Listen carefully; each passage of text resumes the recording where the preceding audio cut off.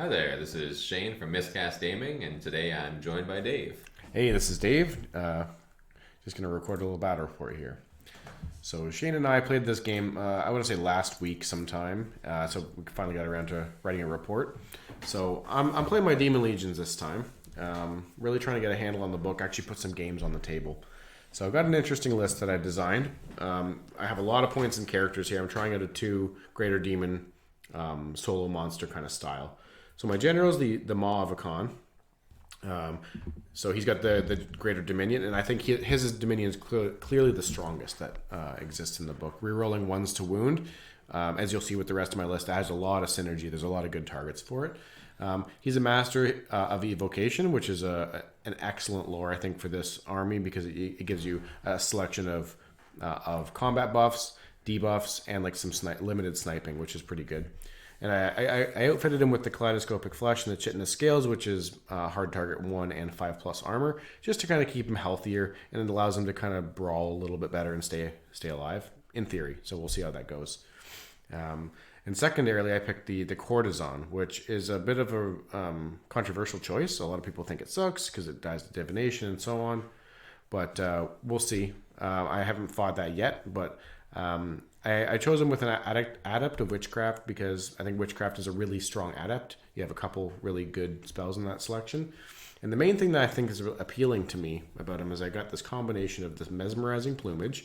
It says that your models in contact with you have -1 offense and defensive skill. You've got Living Shield, which gives you parry.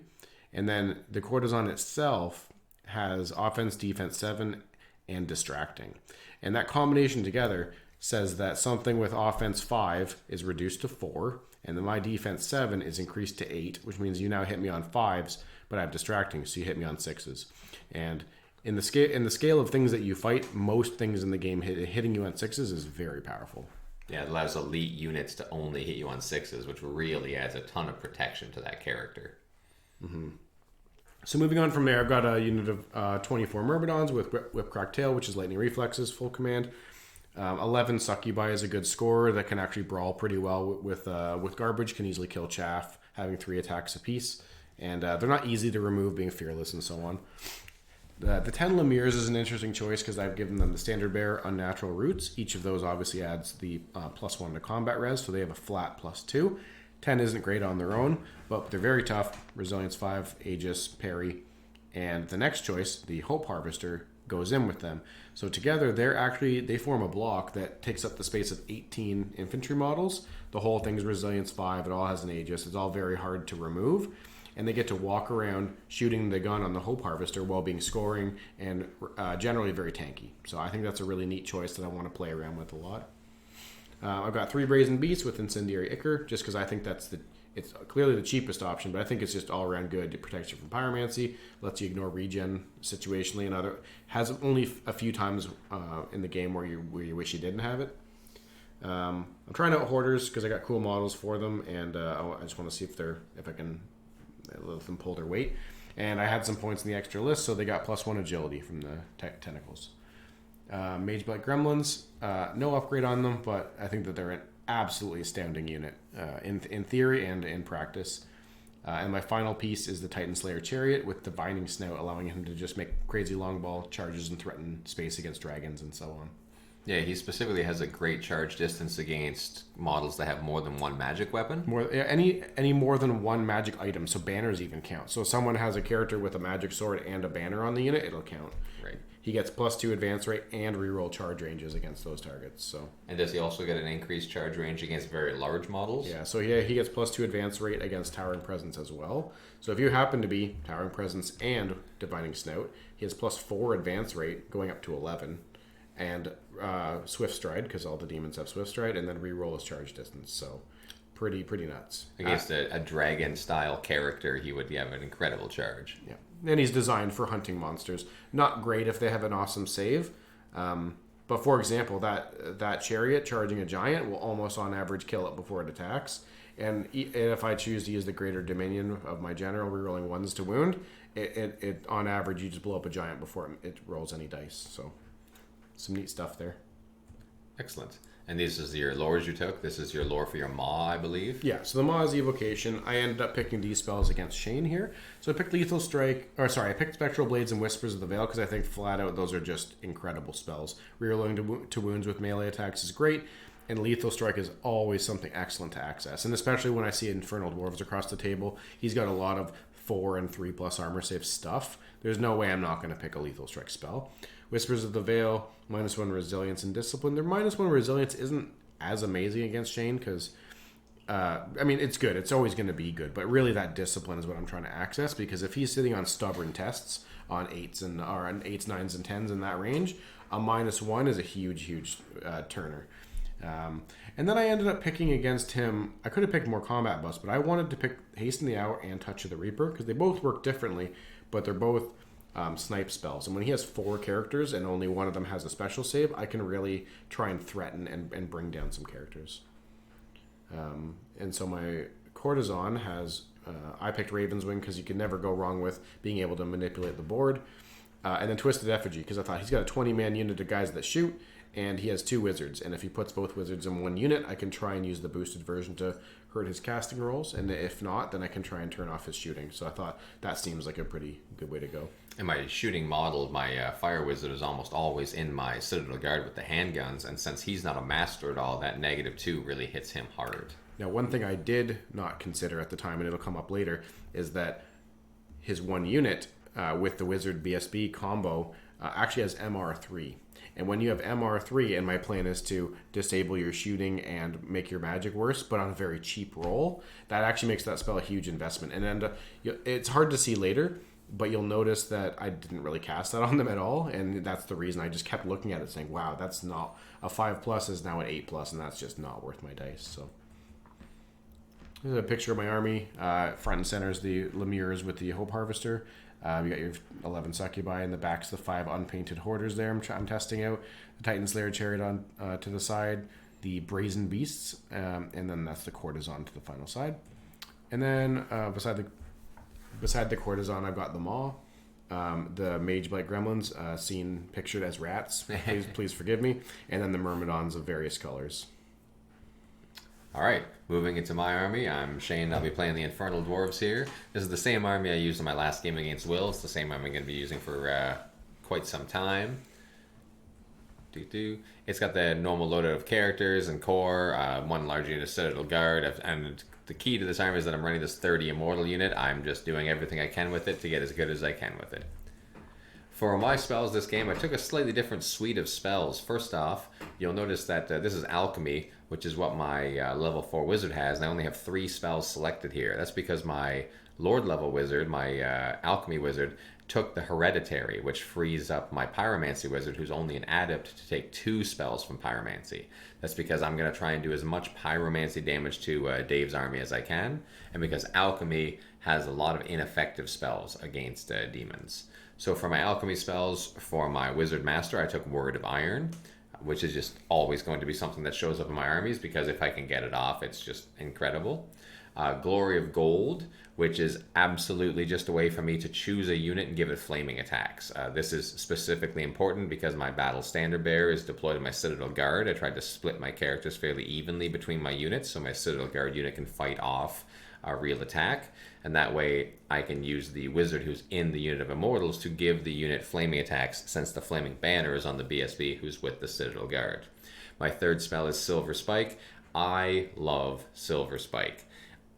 At least half the time I cast it, it does nothing, but it's just something I can throw out on a 6+. Half the time I get that with 1 dice. So throwing 2 dice at it, it's nearly a guarantee, and it's just something I can constantly throw out to threaten monsters, threaten dragons. If I could ever drag it down the side of a unit of knights or some such, the potential payoff for it is huge. Dave has 2 greater demons here, and I absolutely need to threaten that Courtesan with as much ranged damage as I can, because I need to wound it before it gets into the fight if I'm going to be able to beat it. For my Pyromancy Wizard, as an adept, I can choose between 1 through 4. I've chosen Cascading Fire and Pyroclastic Flow, just because they're the 2 abilities that give me the highest number of shots. One of them, the Cascading Fire is a hex, which will mean I have some usefulness in combat, so he can't just tie me up in combat and make me pointless. Pyroclastic Flow is just my major fireball. I just want to have both of those options available so that way, if I'm on the same flank as the courtesan, I can threaten him with the maximum amount of fire. And of course, here's my Hereditary Haze of Magnesia, which is what my Alchemist Wizard has. Once again, this spell in this game specifically is excellent because it really lets me threaten those toughness 5 monsters. Lets the fire magic that would normally do 1/3 of the damage to them have like a 50-50 hits to wounds conversion, which is really going to help me out in theory. And going into this game, I know Shane's army fairly well. I know at least earlier iterations of it. And my primary thing that I was terrified of is just being flamed off the board. My bigger models, not the Maw necessarily because he has 9 wounds, but that courtesan. Even though I bought the extra 5 up. You've got the 5 up Aegis, your toughness 5. It's quite easily to shred a few wounds off of it, and then it really limits the options that it can go into. So I came into the game respecting that, anyways. So here's my army on the left-hand side there. I've got my Kadim Incarnates.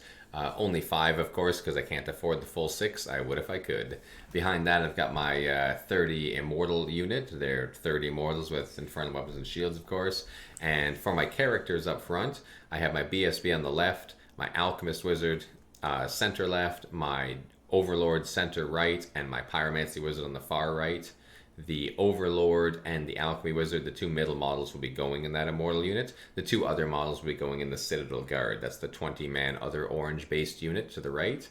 Then I've got my 2 units of 20 Slave Orcs and my 1 unit of 20 Hobgoblins. And we're going to play this game today on official The Ninth Age map pack number 8. I don't think we updated that. That's not the one we played on. That's hilarious. Well, I don't know. We played in some strange ether void up near the Tear and the Veil.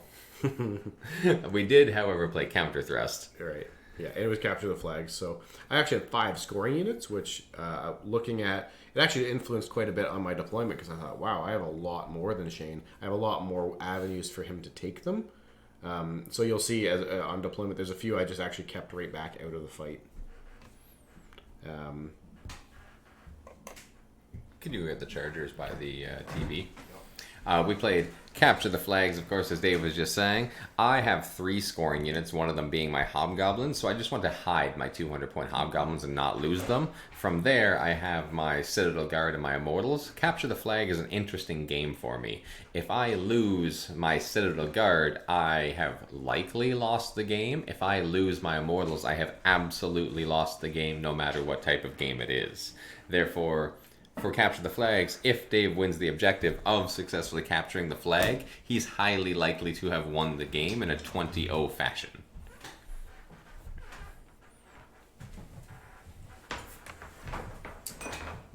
Now,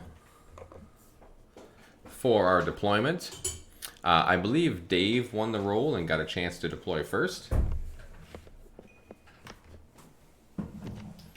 Yeah, so I remember looking at so Counter Thrust is the one. Yeah, that's right. I remember now. So we had to deploy 1 unit each. We couldn't deploy our whole army at a time. The first 3 drops had to be just 1 guy. So I don't remember the order I did it in, but basically I just wanted to try and bait. Shane has so few drops, and I thought I have quite a few, and I thought if I can just bait, find out at least where one of the important pieces is going to go. Probably won't figure out the Immortals, then I'll drop everything. So I deployed all 3. I found out the location of his Citadel Guard, and then I just dropped. I thought, you know what? The Immortals may go winging out to the side, but hopefully they'll go where I thought they were going to. And they did. So I deployed my core, if you can see all of my core over here. The Succubi way off on the corner. They're not going to be part of this game. I thought they're a liability. There's no good target for them other than maybe hitting the flank. And like in retrospect, maybe they could have just advanced up and tried to be threatening, but they didn't. So they're actually all of my core is pretty far out to the side. And then so Shane's side. On the opposite side here, I've got my Citadel Guard in the corner. My concept there is that the Pyromancy Wizard is in the Citadel Guard with the BSB that has the Flaming Banner, and my Hobgoblins are there behind to support. I'm just going to be behind that hill. I'm going to attempt to threaten or stop any units coming around the corner of that hill. To the side of the Citadel Guard, I've got a unit of Slave Orcs who are just going to charge or march straight forward to free up my Immortals. And then the Immortals are going to move up as quick as they can to threaten the space in front of the Citadel Guard. And my goal here is to prevent myself from being flanked. I just cannot get flanked by that Courtesan. It will destroy my units. So when I saw Dave have his Courtesan over there, I'd already placed my Citadel Guard, and I briefly considered just placing my Immortals on the opposite side, putting all 4 characters in them, going straight forward after his core, and just abandoning the Citadel Guard. But that would also mean I was abandoning the objective, which would be he would kill my Hobgoblins on my Citadel Guard and win that objective. I would probably have something like a 13-7 loss if I did that, and I decided I wanted to try and play to win. So to the side of my Immortals there, I also have my Kadim. My Kadim are in the middle of the board. They're just in the middle of the board to sweep inwards towards the Citadel Guard. They just move faster than everything else, so they're in a good countercharge position. And then beside and in front of them, I have yet another unit of Slave Orcs. These ones are deployed knee-deep in the water. This will not work out well for them, but on the other hand, we don't really care what happens to Slave Orcs anyways. It's worth elaborating just on what Shane said about the Courtesan and how much of a threat it is to him. You can see I put it quite far out to the side there, pretty much as far as it can go. And for those who don't know, it does have a special rule. If it's ever engaged to the flank or the rear of any unit, it causes additional hits as if each attack was a bolt thrower. And you can read it yourself, but essentially what that does is if it ever hits the side of infantry or the rear, it will just delete many models per turn. And there's a lot of ways that I have synergy to increase that number: re-rolling wounds, lethal strike, and so on. So he's absolutely right. If it ever connects the side of any of his units, they're gone. And that's probably, as we've discussed after the game, probably the hardest thing about our matchup for him is that Courtesan he just has to deal with. Yeah. So there's our deployment and there's our board. You see in the far center we have a hill. Close to that we have a field. Above it we have a fence. None of that will come into play. We've got a terrain or line of sight blocking piece of terrain in Dave's center. That won't matter. We have a piece of water terrain the Slorks are in. And then closest to us we have another hill in the middle, and then behind that a forest. That hill in the middle, Dave is deploying behind to block a line of sight to himself. I'm fairly content with that. It blocks some charges against me as well. So this is turn 1, and it's going to be Demon's turn 1. That's right. So I remember correctly, I thought long and hard about whether I wanted to do this, and I thought, you know what? I think I need an 11 to make that charge because he has more than two or more magic items, and I thought, you know what? He gets to stand and shoot. I got cover because of being behind the hill, and if I make it, I probably don't lose, and even if I lose, I probably don't die. And then he's disabled from firing some of his pyromancy and all of his shooting, at least for a phase. So I tried and failed, but I think it was a good plan to try. It was definitely a good plan to try. Because of your hill positioning there, I was hitting you on 6s or something like that, and that's terrible math for me. Yeah. So after that failed charge, the rest of your movement phase. Yeah. So I just kind of advanced at him, planning on trying to use some snipe spells. And then prepare for next turn to see where he moves, but try and set up some combo charges. So I get the weakest magic phase, but honestly, that's probably the best turn to get it because I'm going to need good magic from later turns. Is a good way to start the game a lot of the time when you don't have a lot of range damage magic. So I try to hasten the hour, which is again that's the spell. You pick 3 models and they take some damage, and I got a 12, I believe, on it, which is pretty good for 2 dice. Yeah, a strong cast. And then I think he dispels it, and then I try Touch of the Reaper, and I believe I try and kill his champion. I believe you do kill my champion in this unit, yes. Oh no, Touch... Oh, that's right. I don't think it was direct. Anyways, I think I killed the champion and 2 other guys. Got 100 points out of that spell. That's a pretty good cast. Yeah. Maybe it was just 3 regular guys. I can't remember. I do kill the champion at some point. Here we have the shooting phase, I believe, with the Hope Harvester shooting into the Slave Orcs. Yeah, and just take out 5. Not bad. Not bad. We've always got more Slave Orcs. And this is the end of Dave's turn and the beginning of my turn 1. So here we go. So on my turn, I just failed to consider how close I was to that chariot. With my magic items in that unit as well, I was dangerously close, and when he declared a charge, I thought I was in a good position because I expected my stand and shoot to do something, but hitting him on 6s meant I was just in incredible danger. So seeing that, I decided to just try something insane, and I went for my big long charge here on a 10-inch into his Hoarders. Hoarders. Thank you. The other reason I wanted to do this is because I need my Citadel Guard to move forward because the courtesan is so close to me.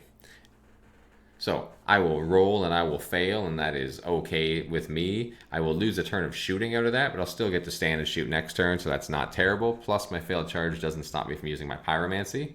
What it really lets me do is charge my hobgoblins into the courtesan.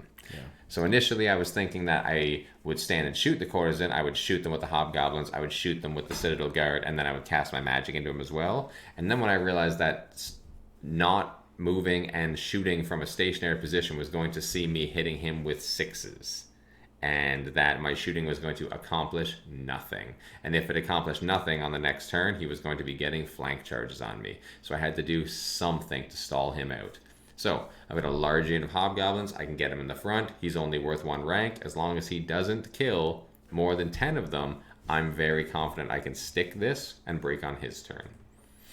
After that, I will try and move my slave orcs through the water. Another 4 will drown, which wouldn't normally be a problem, but I've already been decimated by the Hope Harvester. So that's actually going to cause a panic check on the slave orcs, who are going to decide that they're sick of being shot and drowned to death, and they're just going to run away. But we did learn that you don't take panic, or you don't take dangerous terrain from the same terrain feature in the same phase more than once. Right, you can't drown yourself twice in the tub. Yeah.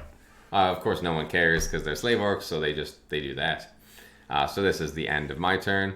I've marched my slave orcs directly in front of his brazen beasts, and I've got my immortals up there as well. My Kadim have moved up only slightly. I don't want to get too close to give him a charge with his large core unit up there, but I do want to be close enough to set up counter charge options. So for my magic phase, I'm going to start with magic phase 6. 6 magic dice and 5 veil tokens. It feels good. It feels good to have channel 3 in this army. It's a real thing. And then, of course, demons give you 2 extras, so I have channel 5. I've got dice, and I'm willing to use them. So I'm going to throw a haze on these hoarders. I can't fireball the greater demon, of course, because it's in combat, so I'm just going to try and take some wounds off some hoarders. And I believe I let that one through, just thinking there's probably other things I have to stop. I believe so as well. That will give me a word of iron. I think I threw a blaze as well because of getting that haze off, but I do not remember what that did. Obviously nothing. I'm going to throw the word of iron. I'm going to throw it over here on my Citadel Guard. They are about to be in combat with at least a chariot, if not the chariot and the hoarders. So I want them to be as tough as possible. And by getting that off, I'm going to put alchemical fire on the chariot.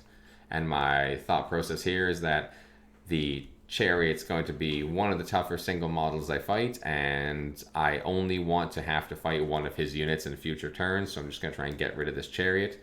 If he charges me with it, I can just activate my flaming banner and hopefully put the wounds through on it. I think that's the end of my magic phase, so coming over into combat, we've got the courtesan killing exactly 10. Yeah, unfortunate, but I mean, it's fine. I'm still murdering a core unit. I'm still furthering my goal towards getting the scoring. I'm still in a good position. Nothing's threatening it, so there's nothing to complain about there. Exactly. None of Dave's core units are in any danger at all, and he's clearly going to break this unit on his turn, which is not the best for him, but it's not bad at all. Mm-hmm. So here we have the end of my turn and the beginning of Dave's turn too.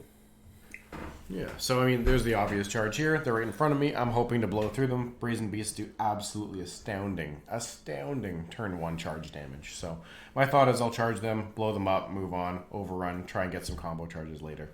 The Hoarders are just going to go in there. If I can get Spectral Blades off on them, they get that lethal strike with all their attacks. I'll get it in the second round as well on his turn. And that'll actually get me the ability to really start beating through these guys, even with their increased armor. And I believe I also charge with the chariot. Yeah, it looks like you may have taken a wound on your hoarders. That was the blaze. The blaze, yeah, because the haze is gone now. You did the blaze on them, which triggered your haze off. Excellent. Yep. And I rolled some pretty good saves, so I think it just ended up being 1. Yeah, and the chariot, of course, declares his charge. He needs a rerollable 3, so he's gonna he doesn't try too hard, and he gets it. Yeah. So both of them get in. The Brazen Beasts get in. Those are my charges. It looks like I chose to stand and shoot the hoarders, and it looks like I put 1 more wound on. Hooray! Good thing they're tanky. They're a good thing. They're a good thing to go first, just because they can absorb that damage. So yeah, there's the state of the table. My Succubi clearly have stayed back. They're not part of the game. The core is kind of moving up meandering. And then my gremlins come in this turn. As you can now see, they've appeared directly behind and trying to face both units of the Immortals and the Citadel Guard. So, for those who don't know, gremlins are like ambushers, like any Beastmen or the Tunnelers from Undying Dynasties. But they have a special rule when they come in. Instead of being placed as ambushers, if you'd like, you can place them anywhere within 6 inches of an enemy model with channel. And so he has his Alchemy Wizard and his Pyro Wizard, both of them count. I can place them within 6 of either of those units. So I chose to place them there, and they're able to kind of rear charge either one to add that extra disruption and damage. So I got Magic Base 3, not bad, pretty average, 5 and 5, good. I stored a couple from last turn, which I didn't spend on the Harvester, so I got a decent phase. I go for Spectral Blades on those guys as previously stated, and I think I get it. Yeah, Spectral Blades is a good choice on those. They have 3 attacks a model to start with, and they of course get their Stomps, and those Stomps will work with Spectral Blades, and then that Lethal Strike will help get through my armor. So yeah, and the Hoarders gain grinding attacks each subsequent turn, so on the following turn, on Shane's turn, they'll gain 1 grinding attack, which also works with Spectral Blades, so it's good synergy. I go for Whispers of the Veil, I believe on that unit as well, and I'm pretty sure Shane stops me. Yeah. I killed the Hobgoblins down to 1 guy. Yes, one strong Hobgoblin who he's gonna. Discretion is the better part of valor. He's gonna make his run home, and that leaves me with my flank exposed. Yeah, I let him go. He's decimated. It doesn't matter. It's way more important the Courtesan be in the position to do all of the devastation next turn. So I just took it by. I took a pivot. Exactly. This is combat. I think my Chariot and Hoarders. I think you do 5 wounds to the Hoarders. I can see there because you took a whole Hoarder plus an extra wound there, and then I killed looks like 1, 2, 3, 4, 5, 6, 7, 8 dwarves. So pretty good for me. I think you're not steadfast. Yeah, I think it's you did 7, 8 wounds. You did 8 wounds, and I did 5. You had a charge, and I had a banner and a BSB in there as well. And I think I just passed it on a rerollable 8 or rerollable 7. Something pretty reasonable, not hard to pass, and you get the reroll. So, yep, and you end up staying. Now, this is the funny one. The Brazen Beasts slam into the front, and they kill. With their impact hits, they do 6 impact hits, and then they do 9 attacks with battle focus and hitting on 2s and so on. And I killed quite a few guys, a little more than I, probably about the same number as I would expect to kill. By Shane. Shane throws his 10 orc attacks. I think it's even less than that. They hit me on 4s. They hit him on 4s. And they wound me on 4s. And I got a 5-up save, and he does 4 past my save. These Brazen Beasts have 4 wounds apiece, and he still kills one of them, and that makes me not break his steadfast. Yes, that just gives me a rerollable leadership 10 for my Overlord, -1 from Dave's Fear, so it's just be a rerollable 9, which I will just easily pass. Now, previously my thought here was that Dave would charge into these, and he would then either overrun into my Immortals, or he would stand there, and I would charge him next turn. As it is, he's stuck in front of me, and I don't know what to do. So I'm just going to slide my Slorks over a little bit after this turn. I'm going to reform to try and move them a little bit to the left. And here's the... That's the state of the board at the end of my turn 2, so on to Shane's turn 2. Here's my turn 2. So as you can see better from this picture, I have slid my Slave Orcs over, maintaining the same number of models in combat, to make more space between their flank and the Hoarders after that round of combat. And I'm going to use that space to get my countercharge with the Kadim. This is what I was hoping to do with the Kadim, to start sweeping inwards and dealing with those units. My sweep inwards didn't work the way I was expecting because my Immortals can't get into the combat they were expecting because of the incredible bravery of my Slave Orcs. But at least my Kadim can get that flank charge. And that flank charge with those Kadim, before my magic phase where I have the chance to make things flammable, it's money. It's giving me hope on this board. So there's my Kadim charging in, and that's just how they fit in. And being honest with you, it's something I should have seen, and I just didn't. I don't know. I think when I made the whole plan to go in here, I thought my Brazen Beast would occupy the space. And maybe that was a blunder anyways. Maybe they would have hit the side of the Brazen Beast, blown through, and then got 2 combats in a turn. But however the case, I didn't really see this. So I'm actually in a really bad spot now. Those Kadim can really tear wounds. So So for my magic phase, I get 5 and 9, which is actually going to be, let's see here. It's like 5 and 14. You had 15. 15. You had the There we max go. channel plus storing 3. Which is, I've never had that before. Playing demons is a fun experience. I mean, you get your 9, you channel, I don't know if you had any left over, but you channel 3, and I add 2, and then you steal 1 from me with your Right, so tablet 14. or whatever it is. Yeah, so you ended up getting 15 total. It was, optimal. So I'm going to throw a haze out on this courtesan to start with. This haze isn't going to do anything to this courtesan. It's not going to see him blazed. I'm not going to follow up with a bunch of fireballs or anything else. This haze is thrown out there because, first of all, if Dave counters it, then I get the rest of the magic phase to let me win the fights I want. But if Dave doesn't counter it, then in the future, when it really matters and I'm fighting the courtesan, I don't have to make him flammable. In the future, whatever the turn is that I need him flammable, he will be flammable. So it's just something I can do to help myself sometime down the line. From there, it looks like I'm going to cast Word of Iron on my Immortals. They're not in a lot of danger right now. I think I was kind of doing this to draw out dice, but I'm also expecting Dave to be getting into me with those Brazen Beasts next turn, and also probably his Maw next turn. Right. So my thought here, when he went to do the, because I believe I let the haze happen on the courtesan, because I thought, you know what, I'd be better just to dispel the bigger spells. This is gonna be a tough phase for me, anyways. He goes to Word of Iron, and I thought, you know what, those things are tough. They're already really tough. It's not a big deal if they're tougher this turn. And you think, oh wow, well that lets him get the alchemical fire on your hoarders so they can get slaughtered. And you're right. But the problem is, I don't think I can stop them being flammable. I don't think there's any way he won't get one spell through.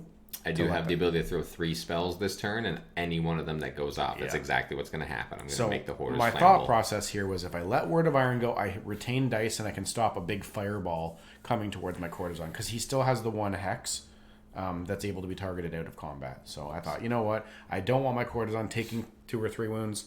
I'll let the Word of Iron go. So Sounds good.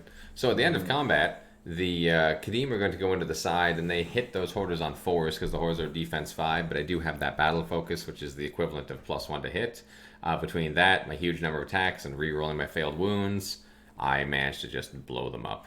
yeah, and of course, I don't think the chariot died until combat res, and I think that was it. So Looks like you killed a couple more Citadel Guard from me. You've put me 1 row thick, but I've still got, more than half the units. They're still worth full points. From here, I'm going to try and overrun with my Kadim.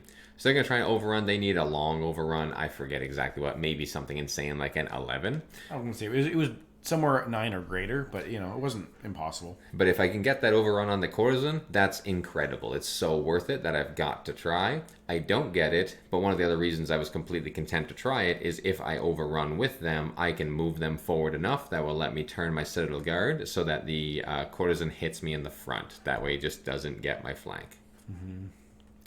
After that, my Slave Orcs have another valiant showing. I think I lose 4 here, and then Do 2. do 2 wounds with maybe 2 attacks. Yeah, I mean, the hoarders the Brazen Beasts are renowned for their poor grinding damage, but I mean, still, this is a little more poor than you'd expect. This is a heroic Slork effort. Yeah. And now we're going to hit Dave's turn 3, Daemon Legions turn 3. So here's the deal. I'm in a pretty weird spot. Not necessarily a bad spot. I've lost more points than Shane, but I'm in I think positionally my army's in a pretty good spot. And I look at this and I say, okay, what can I do? Can I march the courtesan to a better position for next turn to give him some hell? And then I think Shane actually talked me into the charge, because it just makes sense. I have strength 5 AP 4. I've got the D6 stomps that are also AP 4. There's a great chance that I kill a bunch of them, and then he can't fight me with either of his characters. We quickly did some math. And there's a great chance that I just win by a couple plus fear, and he has to make a really tough test. Yeah, if Dave charges in here and I just challenge with my champion, he's going to get 4 points for doing wounds to my champion and 1 for a charge. So he's going to have 5. I'll have a banner and a BSB. That's 2. That means I lose by 3. I'll be leadership 10 because of my overlord. That brings me down to 7, and then fear makes it 6. So I am going to have a leadership 6 re-rollable shot here. So it's a good math for Dave. Yeah, so I'd make that charge, and it's pretty much unfailable. I take these Myrmidons and I say, you know what?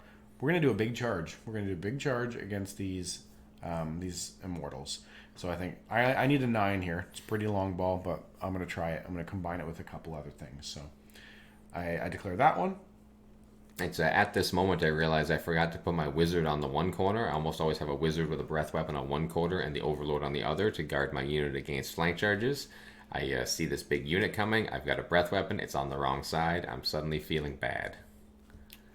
The gremlins declare a charge, and we weren't sure if it was rear or flank. And it may not be clear in the pictures, but we did get out our laser pointer and kind of carefully determine it was a rear charge. So I went for that one.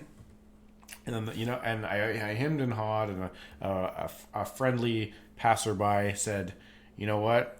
What the hell is the point of this giant model if he's not going to fight somebody?" So I said, I was a little scared to go in, but I thought, okay, well, you called me out, so I'm going in. Yeah. So the Myrmidons unfortunately fail. They luckily don't touch the water, so I don't take casualties. So, but the Maw and the Gremlins get in. So I'm a little worried here. I'm thinking I'm not touching any of his characters, but they could make way in if they want. We'll see how the challenges work out. Those Gremlins are going to be a real thorn in his side from the back because they're providing a rear charge, so +2. And then he has a wizard in there with 4 spells, and the Gremlins get +1 combat res for every spell, So they just add 6 by being there. And 1 for the charge. So they're worth 7 points. Yeah, which is huge. And my thought process is he'll probably won't go anywhere. I'll have to get the courtesan into the side and hope he'll grind long enough that the courtesan can come in and help. Also, because of a bit of weird positioning and because of the size of the base of the Maw, I have a huge frontage unit, and Dave has a huge frontage monster, but you'll notice that they're just kind of cornered onto each other. We just couldn't get the angling for the wheel to get more in contact. Dave did what he could, and this is the best contact we can make. And that's strictly because of those Brazen Beasts and Slorks having their little dumb fight over there. So over here? Yeah, so I don't know what we're showing. I think it's just showing that I made it in. So, yep, make it. And there's the board state after movement. So I get a great phase. The miscast being better is fine, but I often just 2 dice spells. So we'll see. I go for Spectral Blades. I decided to do it on the Maw because I think if we get to combat and I end up having to fight a character, I would really like to have that Spectral Blades. I thought about putting on the Gremlins just through weight of attacks. It might be valuable, but we ended up going on the Maw. The Maw as a character, not just a monster, is very dangerous for me because it allows Dave to challenge with the Maw.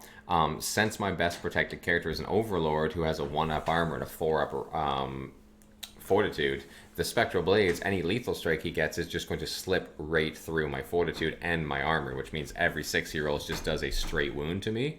He'll have his attacks and his stomps, and that's a lot of opportunities for him to just roll some lucky 6s. Yeah, especially with the rerolls. And your resilience 5 is normally a great asset, but if I'm strength 6 on you rerolling my fails, I have more rerolls looking for those accidental 6s, and I only need 3. Yeah. So I think I Ravenswing I target Ravenswing on the Myrmidons just to get them in an excellent position. Like I said, and I don't think this combat's going to go great, so I want to set up ways to bail myself out. It works. He lets it go. I'm sure I Evil Eye something. I don't remember what it was. So here we have the beginning of combat. You've got your courtesan, and it brutally murders my champion and adds +4 to my combat res. Mm-hmm. So you chose to do this combat first. I've got my rerollable 6, and I believe you chose this first because if I fail it, I'll lose my battle standard bearer. That's right. It just seemed like a more sure thing, and I can counter a layer of protection on your other unit. Yes, and I will fail that rerollable 6, and I will lose my standard bearer. Yeah. So they flee to safety, luckily. I shouldn't say relative safety, because he's going to be in front of the Myrmidons. But really, they're out of the way, and he doesn't get the BSB reroll this turn because it's fleeing. So at least there's that. Also, it's worth pointing out, because I'm reminded by this picture, the Slave Orc unit that initially fled has rallied, and as it's rallied, it's turned around, it's facing inwards. So it's prepared for a future charge, a rear charge against the rear gremlins. Mm-hmm. So we're just trying to stack those rear charges on each other. Yeah. But it leaves the courtesan in a very devastating flank position for my next turn if we get there. Exactly. So from here, I've got my immortals on here, and it looks like Dave has done a wound to one of my characters. Did you fight me with a character? I don't believe so. I believe I threw as many attacks as I could. I know the Maw took a wound. Yeah, that might be that. I have a wound to your Maw and maybe a wound to my character Oh, you know from an the earlier casting of magic. Spell. Yeah, it was spell. So Dave came in and challenged here, and I had a couple of options, and it all started in the magic phase. In the magic phase, he tried to reduce the leadership of my unit by 1. If I fought him with my Overlord, that would mean my unit was a base leadership 9. If I fought him without my Overlord, that would mean I'm a base leadership 8. I was not going to fight him with my Overlord. He's not flammable, so I don't have multiple wounds. So that means my base leadership is going to be 9. It's worth pointing out that I did previously snipe his champion, so he doesn't have that option. Exactly. So my base leadership is going to be 9. So I decided that I'm going to be losing this combat, so I need the highest possible leadership. So I stopped his -1 leadership spell so that he could get off the lethal strike spell, because I wasn't worried about my character because he won't be in base contact. So here we've got the combat. So I declare a challenge, and I believe you accept with your Overlord. Or sorry, I decline. You decline, and I say your Overlord can't fight. Yes. So I don't get to use my Overlord, and I don't get to use my Overlord's leadership, so I'm only on my base leadership of 9. I throw all the attacks I can into his monster. I only do 1 wound. You threw some back. I threw as many as I could backwards as well, and I do 2 wounds onto the gremlins. And I killed some small amount. I think a couple. Maybe I killed none, actually. You killed none. That's you right. killed 0 immortals. Yeah, that's right. No AP on them is not going to do great on your 1+. By pure comic coincidence. But this combat, regardless of who does what wounds, we know that this is a combat that Dave's Daemon Legion models are going to win. Because I have the huge bonus. Those gremlins are providing a +6, and then the charge. Exactly. So from this previous picture, you can see that Dave is set up very good for his next turn. I'm set up well for my next turn. But this entire game bases on this one leadership check. Which is a leadership 8 check. It'll be a leadership 8 check. And since my BSB has died, since my BSB has fled, because Dave wanted to do that combat first very intelligently, I'll just pick my dice up and throw my 2,000 point leadership 8 check, and I will fail it. Yeah. So that's pretty much disaster for my army in this situation. I know the slave orcs could charge the side of the Maw next turn, but I don't think Dave's afraid of that. Oh no, you can beat me in combat by 4. I could lose 4, and I'll just eat dudes to get healthy. It's one of the few models you could charge that wouldn't be a good idea to do that. Somehow we haven't done the combat with the slave orcs against the brazen bulls yet. But I don't think we're too concerned at this point. Here's another picture of the state of the board. You can see the big open space where the immortals were, where the Maw is now currently standing, feasting on their corpses. And of course, it should be clear, but I of course pursued with both units when he ran, because when you have 2,000 points, you don't not pursue that. Yes, and you'll see also that the courtesan, after defeating the Citadel Guard, has moved forward and has moved out of the charge arc of the Kadim. If the Citadel Guard had have stuck, then the Kadim would have had a flank charge into the courtesan, which would have been spectacular for me. It's worth noting that turn where all of this transpired, if the courtesan did not break that unit, if they had stayed, the courtesan was in a really scary spot, because he was in a spot to be flank charged by all those Kadim, which don't hit me great, but they can still put real wounds on me. And the BSB is alive. So then, moving on to the other fight, if that fight had lasted and Shane hadn't been there, it goes to his turn, and I get rear charged by the slave orcs on those gremlins, and suddenly that static combat res really starts to flip around.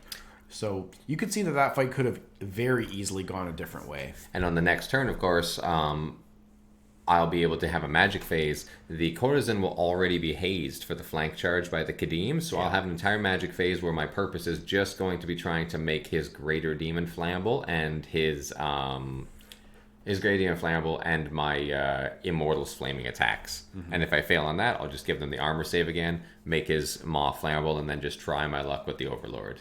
So I was not in a good position, but it did require a single leadership 8 check, which is always a source of disaster.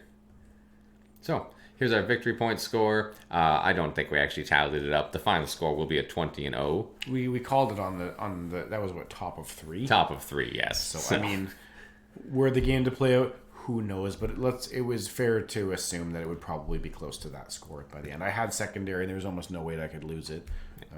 Plus a lot of points. So it was a very fun game. It was very tight there in the end. If things went Dave's way, he just instantly won. And if things went my way, I think I had him in a not great position for him.